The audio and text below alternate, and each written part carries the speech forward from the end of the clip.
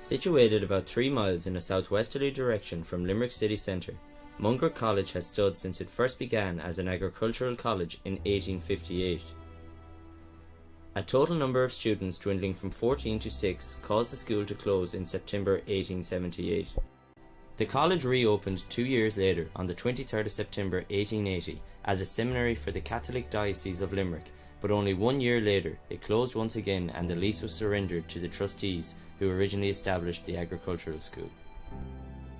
Around the same time, Father William Ronan was looking to expand his apostolic school at Crescent College, which was established in September 1880. Mungret College offered an ideal location, and the new college officially opened on the 14th of September 1882 as a College of the Society of Jesus, with Father Ronan becoming the first rector of the college.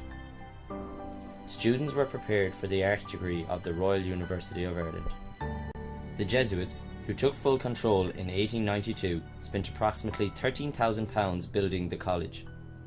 Between 1884 and 1887, the college chapel was built using monies left by the 3rd Earl of Desmond.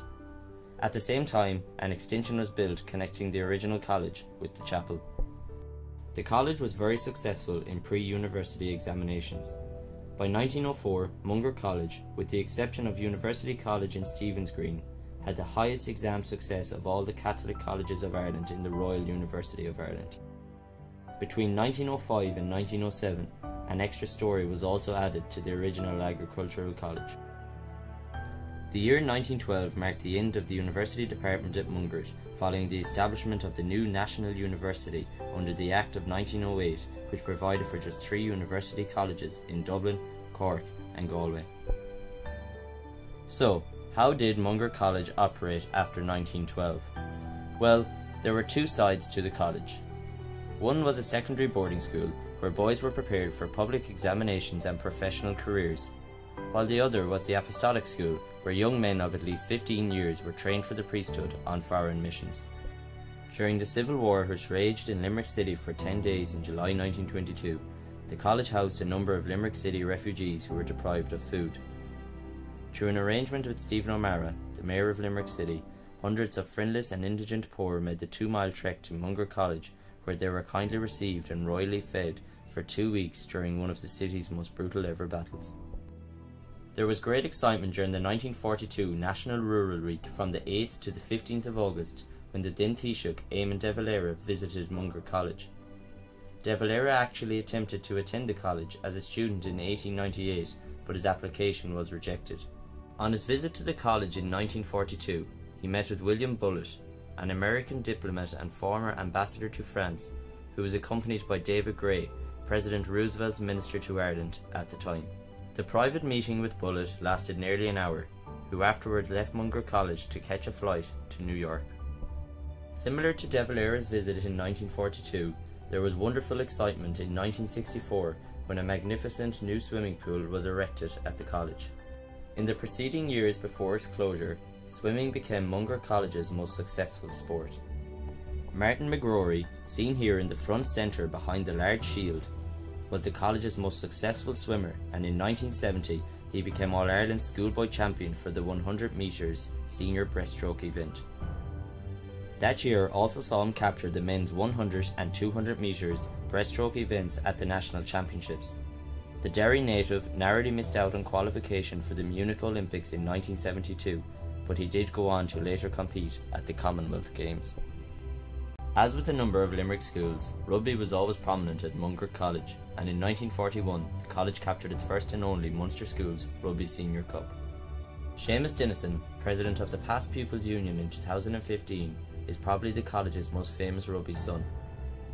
Dennison played a leading role in Munster's famous victory over the All Blacks at Thomond Park in 1978, and his tackle on New Zealand winger Stuart Wilson remains one of the most iconic moments from that game.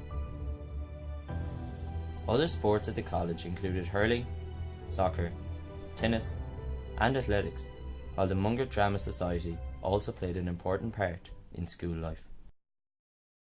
Other noticeable past students include Tom Barry, a prominent leader of the IRA during the War of Independence, who attended the college for a brief period from the 25th of August 1911 to the 12th of September 1912. Brendan Bracken, also known as the first Viscount Bracken, briefly attended the school in 1915. He later became a British Conservative cabinet minister under Prime Minister William Churchill during the Second World War. Joseph Walsh, a student at the college around the turn of the 20th century, went on to become the Secretary of the Irish Department of External Affairs during the Second World War. Frank Fahey, who attended the college in the late 1800s, would later serve as the Ceann Comhairle of Dáil Éireann from 1932 to 1951. Cardinal Timothy Manning, a student at Mungret from 1923 to 1927, served as Archbishop of Los Angeles from 1970 to 1985. Having become a cardinal in 1973, Manning was one of the cardinal electors who participated in the conclave of October 1978 that selected John Paul II as Pope. However, it is Monsignor Hugh O'Flaherty who is arguably Mungret College's most famous past pupil. A student at the college from 1918 until 1922, the Monsignor was later responsible for saving the lives of over 6,000 Allied soldiers and Jews during the Second World War, and he became known as the Scarlet Pimpernel of the Vatican. The Scarlet and the Black, a 1983 film, was dedicated to the life of the Monsignor, who received a number of awards in the post-war period, including Commander of the Order of the British Empire and the US Medal of Freedom with Silver Palm. Since 1882, the college went from strength to strength under the Jesuits, and the 1960s witnessed new vigour at the college. A year after the erection of the swimming pool, new science laboratories were built, and for every place in the lay school, there were 3 applicants by 1968.